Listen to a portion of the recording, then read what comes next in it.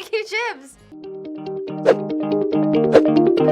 밥상에서 이게 빠지면 어딘지 모르게 서운한 반찬이 있습니다. 흰쌀밥에 한 장 얹으면 밥도둑이 따로 없죠? 바로 김 이야기입니다. 해외에서 잡초 취급받던 김이 이제는 수출 효자, 산업 역군이 되었는데요. 세계 점유율 1위, 한국 김의 경쟁력 때문에 요즘 우리 국민들이 골치라고 하는데요. 대체 이게 무슨 말일까요? 몇 년 전만 하더라도 한국인들은 왜 그런 걸 먹느냐며 인상을 찌푸리던 외국인들 사이에서 요즘 김을 구하지 못해 안달이 나버린 것인데요. 요즘 해외에서 김값이 금값이라는 우스갯소리가 농담으로 나올 만큼이라고 합니다. 그런데 이상합니다. 왜 외국인들은 한국산 김을 무시하다가 이렇게 태세 전환을 하게 된 것일까요? 거기에는 의외의 이유가 숨겨져 있답니다. 한국산 김에게 푹 빠져버린 외국인들의 사연 지금부터 공개합니다. 오늘도 클릭해 주셔서 감사합니다. 구독과 좋아요는 영상 제작에 큰 힘이 됩니다. 요즘 마트에 가보면 부쩍 올라버린 물가 때문에 한숨이 나오는 일이 많죠? 그 중에서도 유독 눈에 띄는 것이 바로 김 가격입니다. 마트에서 김값이 무려 1만원대로 오르고 말았는데요. 이전과 가격 비교를 해보면 그 차이가 피부로 와닿습니다. 지난 10년간 김 평균값은 5,000원에서 6,000원 초반 사이, 그런데 2023년에 6,697원으로 오르더니 올해 1월에는 7,500원이 됐고 지난 4월부터는 1만원을 넘어섰기 때문이죠. 상황이 이렇다 보니 한국 소비자들 사이에서는 한국 김 맛있다고 해외에 홍보 좀 그만해라. 우리 먹을 것도 없다. 이제 곶마트에서 김을 찾을 수 없게 될지도 모른다. 김 사러 생산지까지 가는 기현상이 벌어질지도 모른다라는 비판마저 나오는 상황인데요. 이런 국내 상황을 아는지 모르는지 미국인들은 중국도 일본도 아닌 한국산 김을 사야 한다고 주장하고 있습니다. 어떻게 보면 하늘에서 사우디는 석유를 줬다면 한국에는 김을 주셨구나 하는 생각도 들 정도인데요. 어느 나라에서 이렇게 많이 사갔나 보니까 저는 특이했던 게 미국이 수출액 1등입니다. 사실 동남아시아 이런 데서 김 먹는 거는 알고 있었지만 미국인들은 왜 블랙페이퍼, 시위드 심지어 잡초라고 해서 김을 약간 비하하는, 잘 안 먹고 기피하는 현상도 있었는데, 아니 이 검은 종이가 어쩌다가 검은 반도체가 됐을까요? 이런 김 열풍의 이유와 현황을 듣고 나면 아마 납득이 되실 것 같습니다. 사실 우리 생각과 달리 미국인들은 먹거리에 꽤 보수적인 편이랍니다.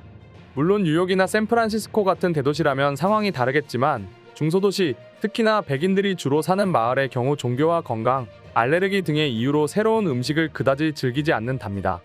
그 때문에 식용해초인 김의 존재에 대해 모르는 사람이 많았을 뿐더러 김 특유의 냄새를 혐오하는 미국인들도 꽤 많은 편이었는데요. 미국 내에서 비빔밥과 불고기가 오래전부터 호평받았던 것과 달리 한국을 대표하는 음식 중 하나인 김밥이 최근에서야 인기를 끈 것도 바로 이런 이유에서였거든요.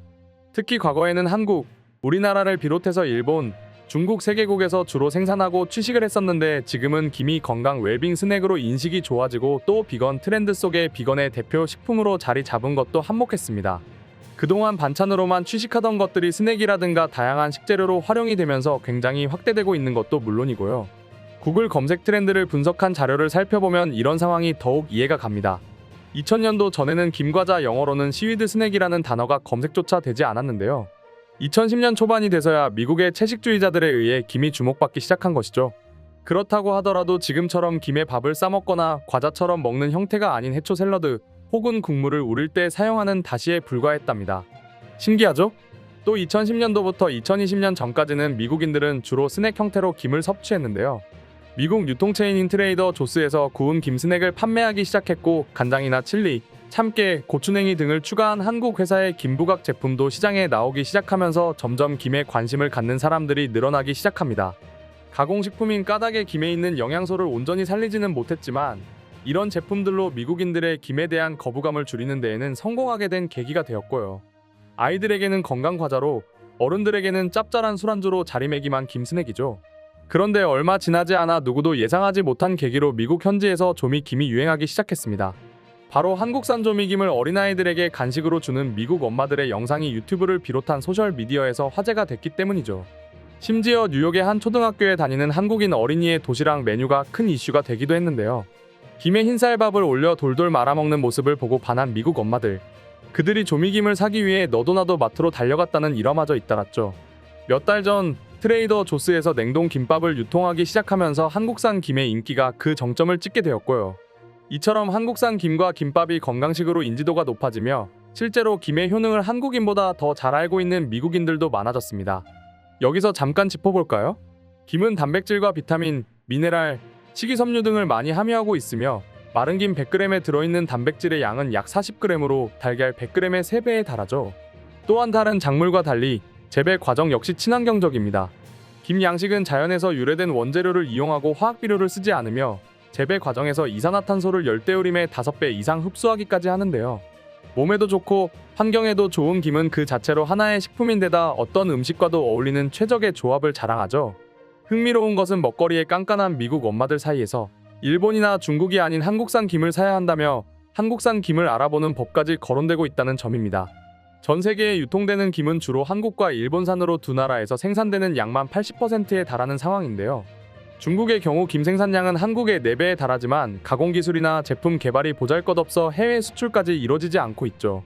일본의 경우 최근 몇 년간 기후 변화로 인해 해수 온도가 상승하며 김의 생육기간이 이전보다 한 달이나 짧아졌을 뿐만 아니라 양식 인구도 엄청나게 줄어들었습니다. 더군다나 바다에서 생산하는 것이다 보니 방사능 위험도 배제할 수 없는데요. 가장 큰 차이는 바로 맛입니다. 한국의 김 가공 업체들이 김 두께를 조절하는 기술이 탁월하기 때문이죠. 초밥용 김을 주로 제작하는 일본과 중국은 주로 김 100장에 280g 내외의 두꺼운 김을 제작합니다. 한국은 200g, 300g까지 10g 단위로 김의 두께를 조절할 수 있다고 하는데요. 미국 온라인 쇼핑몰 아마존의 구운 김 제품을 검색해보면 한국 제조업체의 소금맛, 참기름맛 제품 김이 1만 개 이상의 후기와 높은 평점을 기록 중입니다. 이처럼 얇고 바삭바삭한 식감이 살아있는 한국산 김을 맛본 미국 소비자들, 중국과 일본 김은 믿을 수 없는 데다 맛도 없다며 한국산 김만 고집하고 있답니다. 게다가 김 스낵의 경우 이미 태국이 먼저 선점했지만 우리 제품이 인기를 끈 이유가 있습니다. 우선 김부터 굉장히 좋은 원료를 사용하고 있는데요. 한국 김은 조수간만에 차가 적정하고 수온도 적절하며 또 갯벌에서 영양분이 풍부해서 고품질의 김이 생산이 됩니다. 거기에 한국 전통 방식의 기름을 바르고 소금을 뿌려서 만든 전통 방식이 김 고유의 맛을 살려주고 고소한 맛을 더 강화시키다 보니 이미 태국산 김 스낵에 익숙해진 사람들도 한국산 김 스낵으로 발을 돌릴 수밖에 없는 거고요. 그 덕분인지 지난해 김 수출은 1조 원을 돌파해 13년 만에 7배가 넘는 놀라운 성장세를 거뒀습니다. 수출 국가도 120여 개 나라로 늘어나서 이제는 전 세계 어디서든 한국산 김을 만나볼 수 있게 됐고요. 이처럼 국산 김이 해외에서 사랑받는 건 좋은 일이지만 전 세계 김 수요가 한국에 의지하고 있다 보니 공급 물량에는 빨간불이 켜졌습니다. 미국이야 이제야 맛보는 상황이지만 우리는 실제로 밥상에 올리는 반찬이기 때문에 꼭 필요하기 때문인데요. 더군다나 최근 들어서는 기후온난화의 영향으로 수온이 계속 올라가서 김을 만드는 환경이 점점 더 안 좋아지고 있습니다. 또 김에 질병인 갯병이 생기고 영양분이 부족한 황백화가 확대되고 있는데요. 이러한 영향으로 한국과 중국, 일본의 생산량이 전체적으로 감소했는데요. 특히 일본의 생산량이 많이 감소하고 있다고 합니다. 그러다 보니 일본과 중국 두 나라는 내수 시장에서 소비를 하기에도 부족한 상황이고요. 우리나라도 수출까지 해야 된다면 그 물량을 다 공급하기 위해서는 대책이 필요한데요. 이 때문에 정부와 기업 차원에서도 다각도로 노력 중입니다. 우선 수온, 환경 변화에 대응 가능한 품종 개발이라든가 양식 기술 개발, 더 나아가서는 육상에서 김을 키우는 육상 양식 기술을 개발하고 있고요. 기억하실지 모르겠지만 그동안 김 양식이 제대로 이루어지기 전인 1970년대만 하더라도 김은 귀한 대접을 받는 식품이었습니다. 가격도 비싸고 구하기도 어렵다 보니 손님이 오실 때나 상에 오르던 음식이었죠.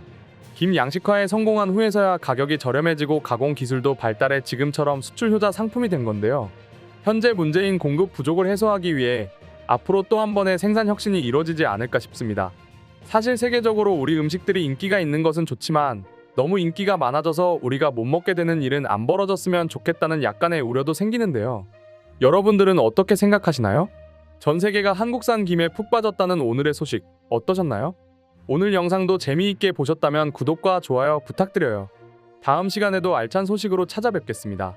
감사합니다.